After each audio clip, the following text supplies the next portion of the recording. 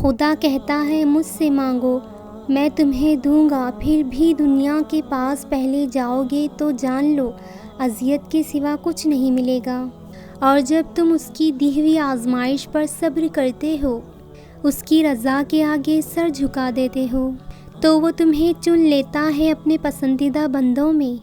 کتنی پر اثر ہوتی ہیں وہ شدتیں جو ہمیں تہجد تک کھینچ لاتی ہیں۔ تیرے کن پر یقین ہے ابھی تک، اسی لیے دعا کا سلسلہ جاری ہے۔ لوگ تمہارے پیچھے جتنی سازشیں کرتے ہیں کرنے دو، تم بے فکر ہو جاؤ، بے شک ہمارا رب انصاف کرنے والا ہے۔ لوگوں کے چال چلنے سے مت ڈرو، بے شک میرا رب بہترین چال چلنے والا ہے۔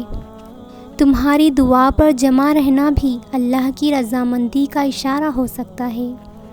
یہ جو تمہارا اللہ پر بھروسہ ہے نا، دیکھ لینا یہ ایک دن معجزوں کے چشموں تک تمہیں لے کر ضرور جائے گا انشاءاللہ۔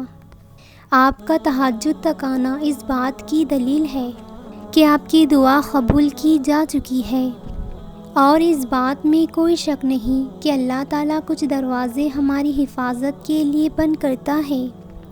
ہر درد پر بھٹکنے کے بعد جب تم اللہ کے در پر جاؤ گے تو صرف اللہ کو ہی اپنے پاس پاؤ گے۔ ہمت مت ہارو، انشاءاللہ تم صبر کی جنگ کے بعد شکر کی فتح پاؤ گے۔ اللہ پر توکل کی حد اس قدر رکھو، اگر تمہاری مانگی گئی دعائیں نہ بھی پوری ہو رہی ہوں تب بھی تمہیں عبادت اور توکل پر یقین رکھنا ہے۔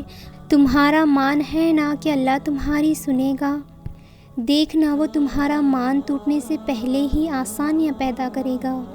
فجر اور تہجد خاموش نمازیں ہیں، ان میں بہائے گئے آنسو کی پکار صرف اللہ دیکھتا ہے اور سنتا ہے، تبھی تو ان میں مانگی گئی دعائیں اثر کرتی ہیں، تبھی تو اسے ادا کرنے کے بعد انسان کے دل کو سکون سے بھر دیا جاتا ہے۔